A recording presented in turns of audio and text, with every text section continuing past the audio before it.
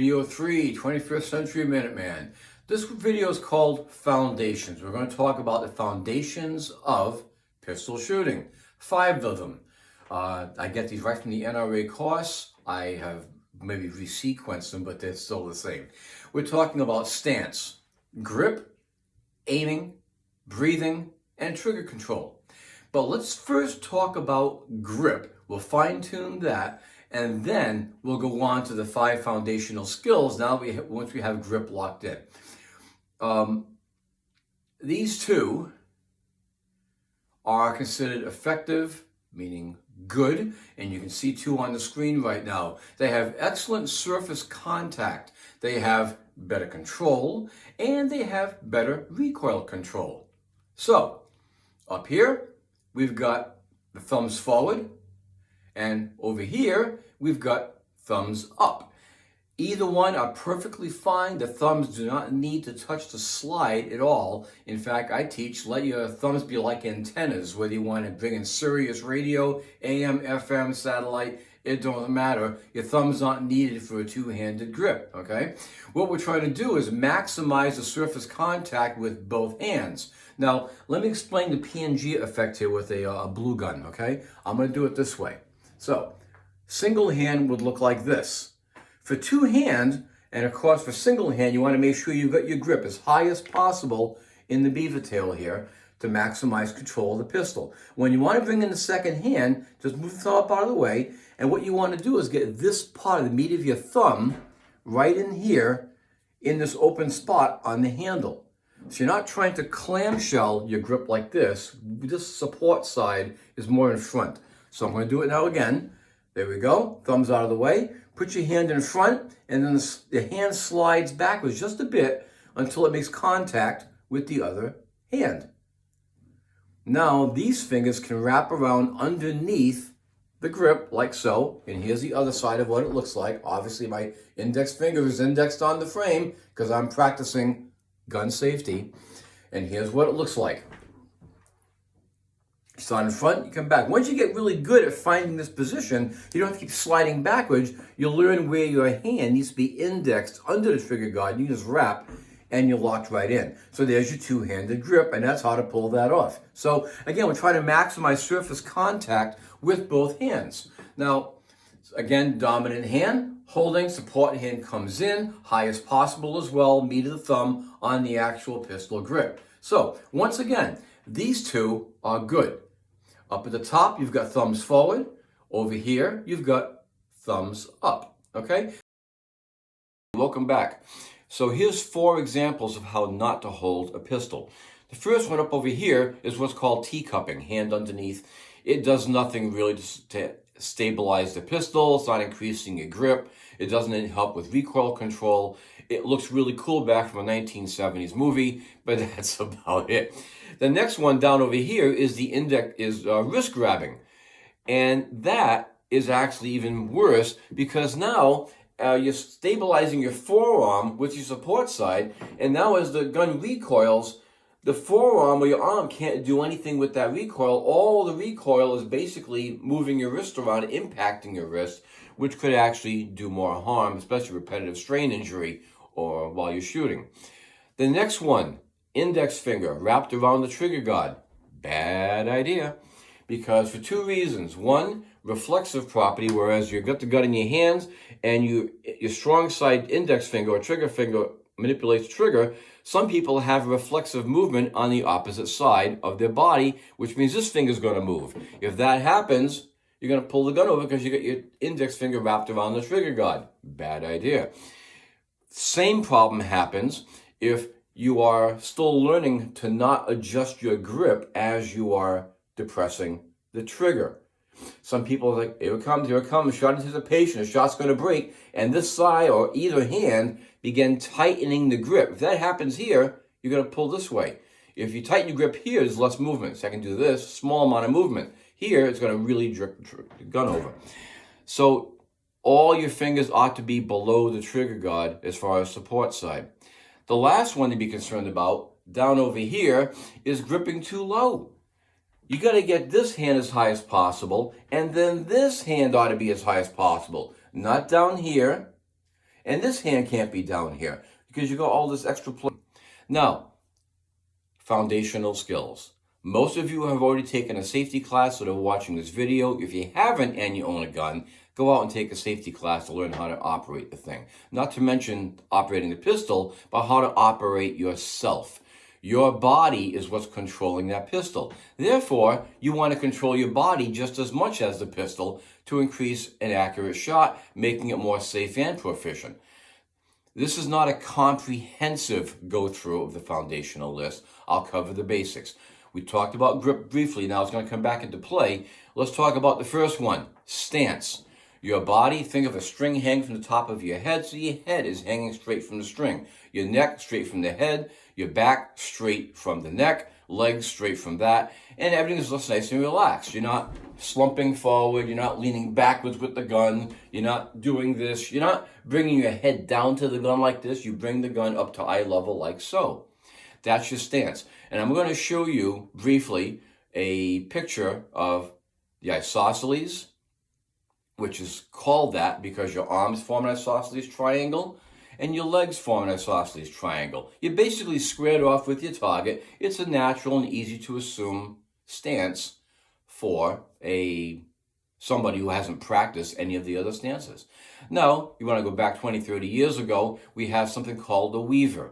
And if I demonstrate it like so, it looked like this, where my body is knifed 45 degree, like so. This shoulder's my support side shoulder closer to the target. That basically forces this elbow right here, support side, to drop, while this one is relatively straight. It looks like this from the top. You can see this, okay? I'll show you a diagram as well. What you don't see is the legs are also more like a boxer stance, where support side is actually closer to the target than your strong side. You also don't see the isometric tension. I'm going to come a little closer right here. My support side from my chest is pulling in, and from this side of my chest, I'm pushing forward. It's an isometric tension that stabilizes the pistol in that push-pull thing. So it looks like this. It's a good stabilizing stance. People like it when they try it. They also admit they wouldn't want to do it for half an hour because it's going to tire them out. In addition to that, all of the recoil is on your strong side, and this support side is actually adding to the recoil, making the recoil worse. But there's a third stance called the fighter stance. Some people call it a modified isosceles. I want you to go back to the isosceles at the top half of your body, which looks like this, okay? Looks great. But add the bottom half of the boxer stance, or that weaver, where your support side is stronger, is closer to the target, and your strong side is pulled back. So from the top half, it looks more like this, and from the bottom half, you've got the offset legs. That gives you more stability, more to move, you got better recoil control, and it seems to work best for most people. So I'm going to show you all three pictures. So here's the isosceles. Here's the weaver. And again, I'm showing you side and front. And the degree of leg offset is not so critical. It's just a basic position that there is some offsetting going on. And here is what's called the fighter stance. Also called a modified isosceles, depending upon your perspective. Next, grip. I showed you how to achieve the grip. And if you're doing it one-handed, it looks like so. Two-handed, you got this going. All right? Simple enough. The idea also with grip is to not change your grip while you're squeezing that trigger. You already have to have it locked in. You do not change your grip as you activate the trigger. All right, next, aiming. We're talking about two phases, sight alignment and then sight picture. Most people tend to go for the whole ball of wax in one shot. So this is the final product. This is called sight picture. Front sight, rear sight, and the target. I'll step to the side a little bit right over here, and here you can see sight picture. You've got front sight, the one iron sight. Behind that, you've got the two sights behind it, and then you've got the target way out in front, and it's all lined up with the line of the top alignment of those sights going right through the bullseye, and obviously vertically aligned as well. But some people skip the first step called sight alignment. This is sight alignment. Starting with front sight, rear sight. You put them together, and there's no target involved whatsoever. It's simply sight alignment with your eye. You lock that in. Equal height, equal light is the term we frequently use. Equal height because all three sides, the posts, are exactly the same height. Nice straight line going across them. Equal light in that the light passing between the side bars there is equal. Once you get that in, you lock it. You don't change your neck angle. You don't change your shoulder angles. You basically move your body like a tank turret. As I'm moving around right now, I am maintaining sight alignment as I aim all over the room. I am moving from the waist down with my legs or my waist itself to turn. But my top half of my body is like a tank turret, so I never lose sight alignment. That's how, once you have sight alignment, you move over and you achieve sight picture. Never sacrifice sight alignment for the sake of acquiring sight picture. If you do, you've messed up your sights.